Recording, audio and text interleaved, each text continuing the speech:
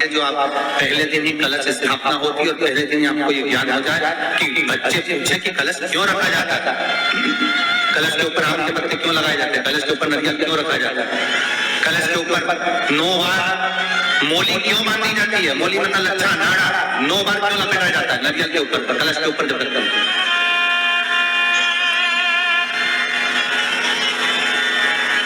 कलश के ऊपर जब जब श्रीफल रखाता है, नारियल रखाता है, तो उस पर 5 बार 7 बार मोली नहीं लपेटी जाएगी, तो 9 ही बार लपेटी जाएगी। 5 या 7 बार लपेटते हैं तो कहते हैं कि लक्ष्मी की छिन्नता होती है, और वो 9 बार लपेटी जाती है तो भरपूर लक्ष्मी का भंडार बनती है। क्यों क्यों कहते हैं उसको? भगवान कुंभ का निर्माण कर रहे हैं, भगवान कलश का निर्माण कर रहे हैं, और भगवान स्वयं ब्रह्मदेव कर रहे हैं कि आप ऐसा निर्माण कर दो जिसमें 33 कोटि देवता स्वतः विराजमान हो जाए। तो भगवान ने उस कलश का निर्माण कर दिया, और कलश का निर्माण करा तो स्वयं भगवान ब्रह्मदेव बोले, प्रभु इस कलश के अंदर मेरा स्थान कहाँ है, मेरा स्थान कहाँ है? All new awesome intelligence brings best of AI feature.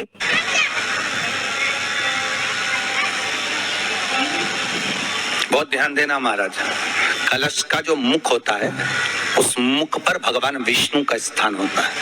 किसका स्थान है? भगवान विष्णु का। थोड़ा सा नीचे आओगे, जहां से कलश का मुख दबा हुआ होता है वह जगह भगवान स्वयं शिव की होती है। किसकी जगह है? भगवान शंकर की। कलश का अग्रभाग, नीचे का भाग जहां से फैला हुआ होता है वहां ब्रह्मा का आधिपत्य स्थापित होता है। फिर कलश का जो नीचे का भाग होता है वो भगवान शिव और शक्ति का स्थान होता है। कलश के बाहरी भाग में, जहां पर बाहर का हिस्सा होता है, उस कलश के बाहरी भाग में 33 कोटि देवताओं को भगवान शंकर ने लाकर विराजमान किया होता है। महाराज भगवान शंकर 33 कोटि देवताओं को निमंत्रण देकर उस कलश में विराजमान कर दिया। कितना सुंदर लिखा है देवी भागवत के अंदर कि जहां कलश की स्थापना होती है उस जगह पर किसी देवताओं को बुलाने की जरूरत नहीं होती। 33 कोटि देवता उस जगह पर स्वतः विराजमान हो जाते हैं। स्वयं 33 कोटि देवता स्वयं वहां विराजमान। नवरात्रे एकम से प्रारंभ नहीं होते, अरे अमावस्या की रात्रि से प्रारंभ हो जाते, इसलिए उसको कहते हैं नवरात्रे। क्योंकि नवमी के दिन माता जी का विसर्जन हो जाता है, जवारों का विसर्जन हो जाता है, व्रत करने वाले कन्या पूजन भोजन भंडारा कराकर फिर हम दे देते हैं। तो नवमी की रात्रि उसमें नहीं जुड़ा पाता, उसमें रात्रि अगर जुड़ती है तो ये अमावस्या की रात्रि से जुड़ना प्रारंभ होता है, तब जाकर वो नवरात्रि पूर्ण हो पाती है। पितृलोक में पितृ जैसे निवास होकर भी इंतजार करते हैं। मंदिर में अगर दिया लगाने जा रहे हो, बाती लगाई है आपने मंदिर के अंदर, तो कुछ देर बैठिए, कुछ देर स्मरण करिए। हमारे यहाँ तो यहाँ तक कहा गया है कि किसी मुर्दे को अगर जलाया भी जाता है तो कपाल क्रिया तक रुकना पड़ता है कि थोड़ा रुकिए, कोई पीछे से आकर कुछ कर ना जाए। दीप जलाएं, थोड़ी देर रुकिए, और दीप का भी नियम है महाराज, दीप का भी नियम है। दिए में जो फूल बत्ती लगती है, गोल बत्ती लगती है, गोल वाली, ये बत्ती हमेशा कोई विष्णु भगवान की पूजन कर रहे हो, शिव जी की पूजन कर रहे हो, कोई अन्य देवता का अगर आप स्मरण कर रहे हो तो गोल बत्ती लगाई जाती है। भगवान के मंदिर में पूजन कर रहे हो तो गोल बत्ती लगाएं। लंबी बत्ती, लंबी वाली जो बत्ती होती है लक्ष्मी की पूजन में, देवी पूजन में, जितनी भी माताओं की आप पूजन करोगे, जितनी भी देवियों का आप स्मरण करोगे, उसमें लंबी बत्ती का प्रमाण है। पितरों की पूजन में लंबी बत्ती का प्रमाण है। पितरों को कभी गोल बत्ती नहीं लगती। आप मटके के पास में, परिंदे के पास में, जल के पात्र के पास में कोई भी अगर दिया लगाएंगे तो वहां गोल बत्ती रखकर लगाएंगे तो घर में लक्ष्मी नहीं टिकेगी। कई लोग कहते हैं कि परिंदे के पास, मटके के पास में, पानी के स्रोत के पास में जहां जल भरते हैं, हंडा रखते हैं, टंकी रखते हैं, वहां पर मटके के पास बत्ती लगाओ, दिया लगाओ, पितर शांत रहेंगे। तो पितरों को शांत करो, मना नहीं है, पर दिया लगाने का नियम है कि पितरों को अगर आप दिया लगा रही हो मटके के पास, परिंदे के पास या अमावस्या के दिन पितरों के लिए अगर दीप लगा रही हो तो गोल बत्ती अगर लगाओगी तो कार्य कभी सफल नहीं होगा। धन आएगा जाएगा, टिकेगा नहीं।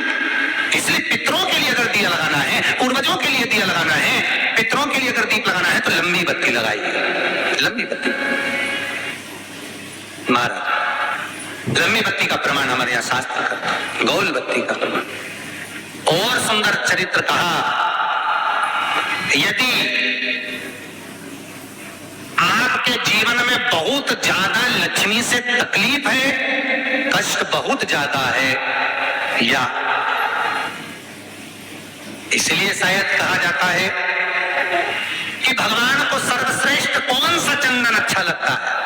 आपको पहले भी कथा में कहा, आगरा की कथा अगर किसने सुनी होगी तो उसमें वर्णन किया। भगवान को सर्वश्रेष्ठ चंदन कौन सा, भगवान को सर्वश्रेष्ठ चंदन कौन सा प्रिय है, वो कौन सा चंदन है जो भगवान विष्णु को लगाएं, राम को लगाएं, कृष्ण को लगाएं, वो कौन सा चंदन है जो श्री हरि को लगाया जाए। तो जीते जी भगवान विष्णु एक बार गले लगाते हैं, उसको कहते हैं हरि चंदन। कौन सा चंदन है? हरि चंदन।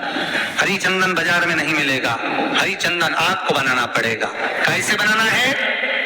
तुलसी जब सूख जाए उसकी जड़ को निकाल लिया जाए, वो जड़ को पानी में धो लिया जाए, धोने के बाद उसको सिलवट्टे पर पत्थर पर घिसा जाए और घिसकर उसमें थोड़ा सा कुंकू रोली डालकर तैयार कर जो भगवान विष्णु के मस्तक पर, कृष्ण राम के मस्तक पर लगा देते हैं और उसकी एक बिंदी अपने हृदय पे लगा लेते हैं। जीते जी भगवान एक बार उसको गले लगाते ही हैं। हरि चंदन प्रियता। जैसे शिव महापुराण में रुद्र चंदन का भाव है, शिव महापुराण में रुद्र चंदन का प्रमाण दिया जाता है। अगर आपने लिंग पुराण पढ़ी हो तो उसका 5वां स्कंद अवश्य पढ़िएगा महाराज, और शिव महापुराण अगर पढ़ रहे हो तो उसका कुमार खंड पढ़िएगा जिसमें रुद्र चंदन का प्रमाण है। रुद्र चंदन कैसा, रुद्र चंदन का प्रमाण कैसा?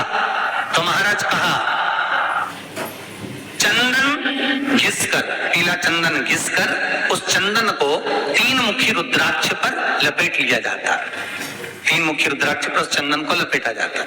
लपेटोगे उसके बाद उसको ऐसा गोल करोगे तो एकदम चिकना हो जाएगा, एकदम चिकना, ठीक है, एकदम चिकना हो जाएगा। और उस चंदन को आप शिवरात्रि के दिन, और कोई से भी महीने की शिवरात्रि, किसी भी महीने की हो, सब फलदायी होती है। अगर आप पंचांग में देखेंगे तो शिवरात्रि लिखी हो जाती है, हर महीने शिवरात्रि पड़ती है। किसी भी महीने की शिवरात्रि पर रुद्र चंदन अर्थात जो चंदन